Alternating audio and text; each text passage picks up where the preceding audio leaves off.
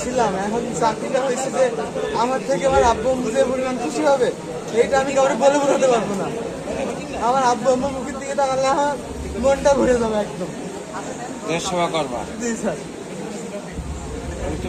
স্বাস্থ্যগত পরীক্ষা physical test, যেটা আমাদের হেলথ টেস্ট যেটাকে আমরা বলি, এটা আমাদের রাজারবাগ পুলিশ লাইনসে পুলিশ হসপিটাল যেখানে সেখানে হবে। তো সার্বিকভাবে এইটুকু আমাদের পক্ষ থেকে এখন আমরা এই ফলাফল। পিতা রবিউল ইসলাম, আর 28 নাম্বার, এটা মেধা তালিকা, এটা 6 নাম্বার।